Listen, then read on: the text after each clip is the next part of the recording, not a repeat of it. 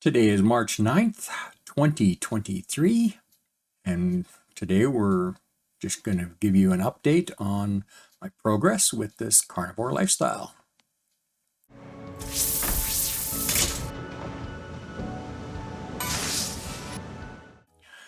So, in the last couple of weeks, I've had quite a bit of stuff going on.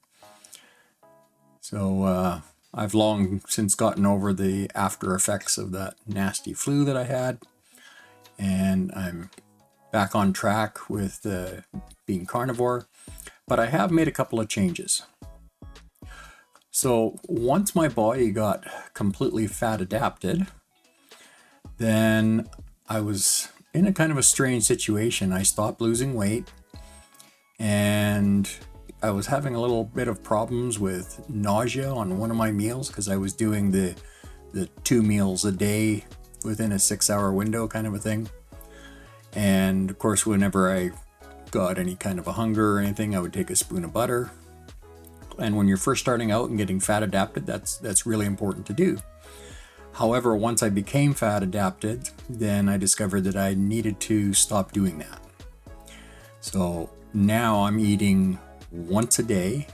It took me a little bit to get the right time of the day. So what's been working for me is 5 p.m. And there's a couple of reasons for that. One is it lets me eat supper with my wife, and so I can cook for the both of us kind of a thing. So it works out well there, and just the way the hunger comes about a couple hours before 5 o'clock, it makes it a really good time. That way I'm not hungry in the morning when I get up, and I've got the energy I need throughout the day.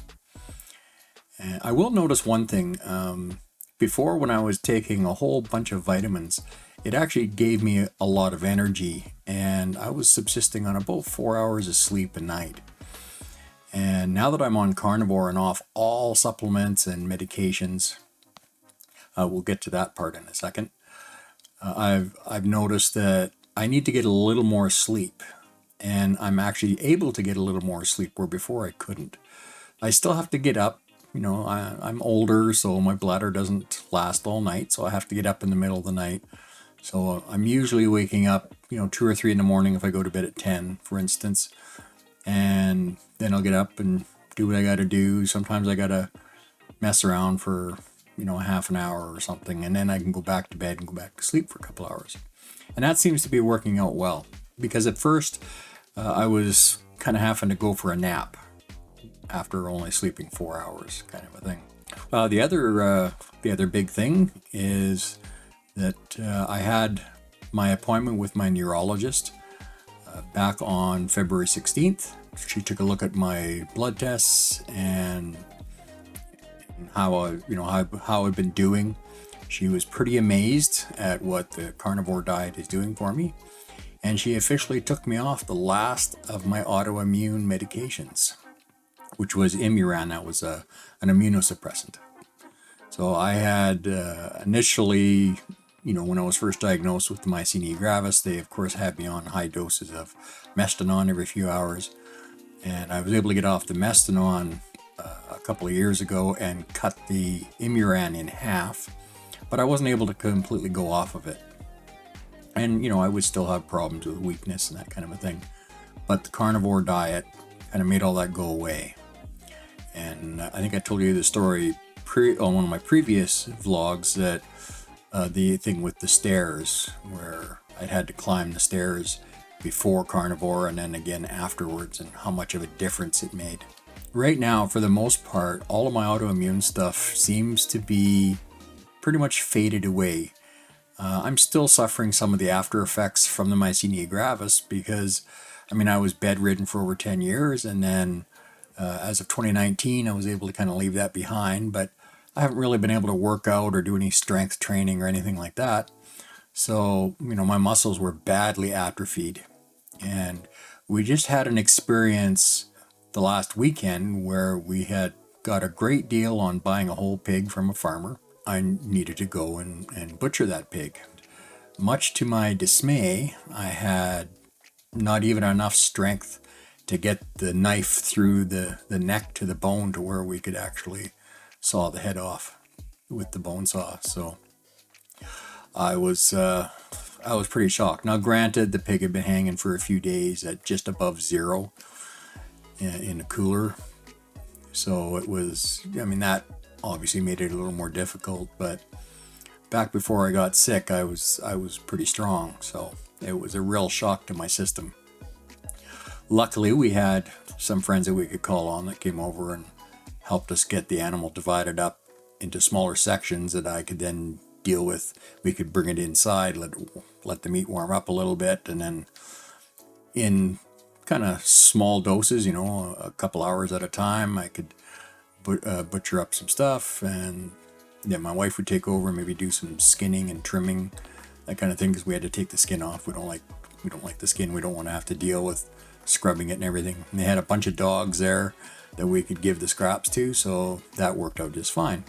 What I learned though was that we were planning to go for 2 days to do the butcher, and I put a little extra electrolyte in my water that I took with me, and I didn't realize how much I needed to keep up on that every day.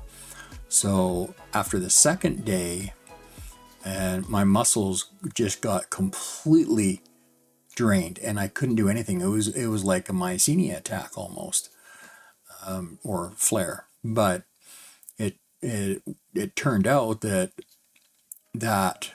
soreness and fatigue was because I hadn't had enough electrolytes. So when we went home Sunday night, I got home and I took a bunch of electrolytes, and within a couple of hours, I could feel strength coming back to my muscles. And when I got up the next day, I was kind of back to normal and I could do stuff.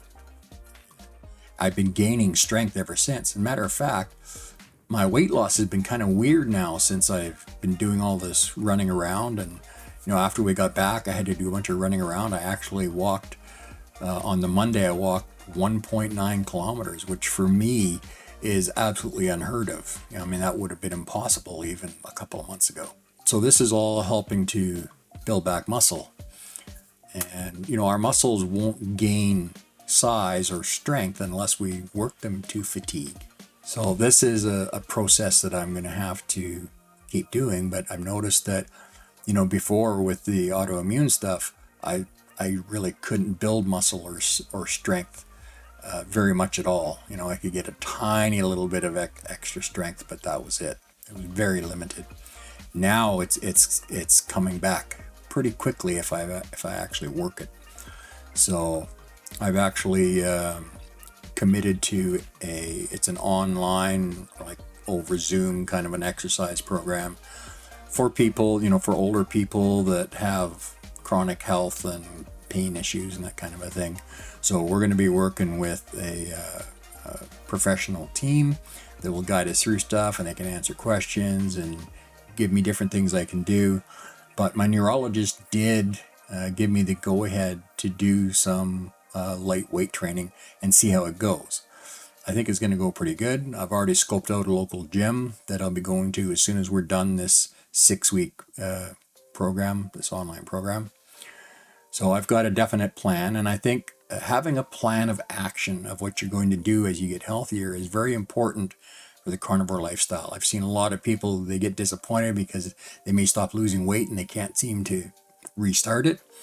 Well, many times, as a matter of fact, most of the time, based on people I've talked to and the research I've done, it's because they're not adding back any exercise. I think as soon as you become healthy enough to start doing some light exercise, you need to really start doing it and then push yourself, because it's a basic simple fact that the more muscle mass you have, the more calories you consume. So that's important to the equation.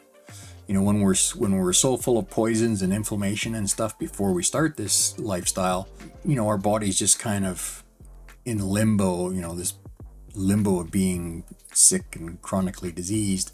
And when that goes away, one of the first things that's going to happen is we're going to start losing these toxins out of our system and shed all this water weight. So, you know, we're going to lose weight in a hurry. whether we exercise or not. But as we become fat adapted and our body becomes more used to being on this carnivore diet, then we need to start adding some light exercise if we're able. I mean, even if you're in a wheelchair, there's some things that you can do to start building back some muscle. And I think that's very important. So that's kind of the state of affairs where I'm at right now. I am still losing weight, but it kind of goes in fits and starts. When I'm working my muscles and building strength, then of course the weight loss kind of stops or even reverses a little bit. But I'm still getting skinnier. My body is still reshaping. And I mean, I could see it in my face and in my sides and my tummy. You know, they're all still shrinking, even though sometimes I gain a pound or two. So once we get into this, we can't live and die by what we see on the scale. We have to kind of take in the totality of how our health is improving. And that's been a little difficult for me specifically because, you know, I've had years and years where I've been a slave to watching the scale, you know, because at my worst, I was 540 pounds. You know, now I'm down to below 360. So, you know, I've gotten into this habit of always, you know, looking at the scale and panicking if my weight loss stops for even a day or two, right? So this is something we need to be aware of. You know, muscle is much more dense than fat. So as we start gaining muscle mass, then, and you know, we can't lose fat fast enough to compensate for gaining a lot of muscle mass in a hurry. So of course that's going to look like we're gaining weight. But if you want to really keep a closer track of how your body is healing and how the weight loss is coming, grab a tape measure, and you can look it up on Google or DuckDuckGo, whatever search engine you like, and find out about how to do body measurements. So I mean, there's actually quite a lot of measurements you do on around the neck and the shoulders, and you know, kind of in here, and then your abdomen and your belly and your hips and legs and thighs, you know, all that stuff, and your arms. There's a lot of measurements to do, but those will tell the true tale of what's going on with your body. I take a fair amount of photographs of myself for before and after comparisons, and I can really see it there. And, you know, overall, you know, I do still deal with issues with my back. I've got missing discs and some other back injuries that cause me some chronic pain. And I have so little muscle in my back that standing and walking can be pretty painful sometimes because the muscles just aren't there to hold me and hold my back in proper position, right? So this is all going to change over time. And sometimes it's hard to be patient, but it's kind of the name of this game. I mean, I in particular spent over 30 years being really unhealthy, dealing with chronic pain and disease and fighting obesity and that kind of a thing. You know, there was a short period of a few years in my life where I was in pretty good shape. You've probably seen the pictures, that old black and white picture back when I was a little under 300 pounds, around 17 to 20% body fat, somewhere in there. So I was in pretty decent shape, and I was really strong. But that was also a function of what I was doing for work at the time. I was driving tow truck and doing recoveries and, you know, very physically active. And of course I was working out at the gym and riding lots of mountain bike, that kind of a thing. But as soon as I wasn't able to do that anymore, you know, the weight started coming back on, and I started eating, you know, really bad foods. Again, you know, when you're driving tow truck, you're always going through fast food restaurants and that kind of thing. Because you just don't have time to sit down and eat properly when you're really busy. So I was working down in the Lower Mainland, so we were really busy, especially when a snowstorm would come through or something. Then everybody loses their mind and can't drive. So sometimes I'd work 36 hours straight, grab 4 or 5 hours sleep, and right back at it, and everything. So there was a lot of fast food and pop and coffee and that kind of thing, which really kind of accelerated my health issues. So when you have so many years of that, you're not going to be healed overnight. It's going to take time to reverse this stuff. But so far, I'm extremely happy with the results. I haven't felt this good in 30 years. It's been absolutely amazing. You're always going to see people out there being negative about carnivore and coming at you with all kinds of just plain wrong, supposedly scientific facts, or health advice that they've been taught, and and they're going to try and convince you to stop eating all this meat because it's going to give you a heart attack and all that kind of nonsense. Arm yourself with the proper knowledge. Look at the videos I've got in my relevant carnivore and keto links playlist.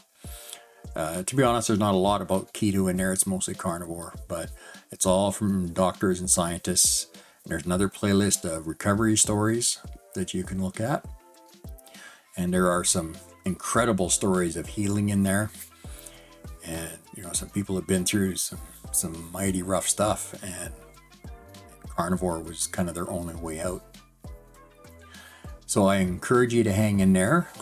I've got an upcoming video that should be coming out today or tomorrow where I'm showing you how to do an easy method for dry curing bacon that's just salt and a little liquid smoke.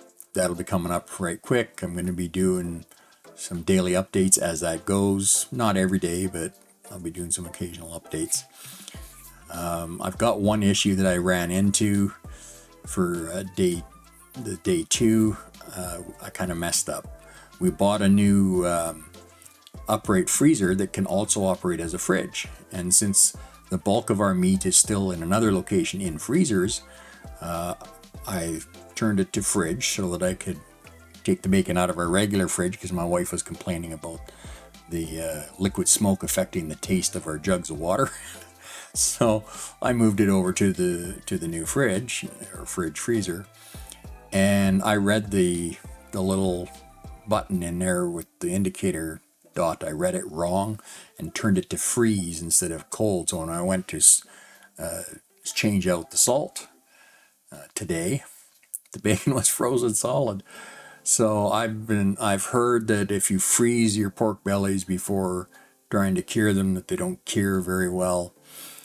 Luckily, the process had already been started, so I'm hoping this won't ruin it.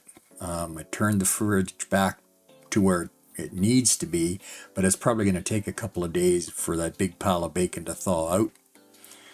If you look at the pictures in this first video that's coming out, you'll see there's quite a stack of pork belly there being turned into bacon. So keep an eye out for that, and I'll keep you posted as to what happens with that. Hopefully I'll be able to continue the process and finish curing it.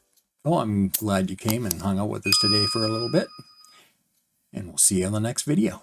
Bye for now.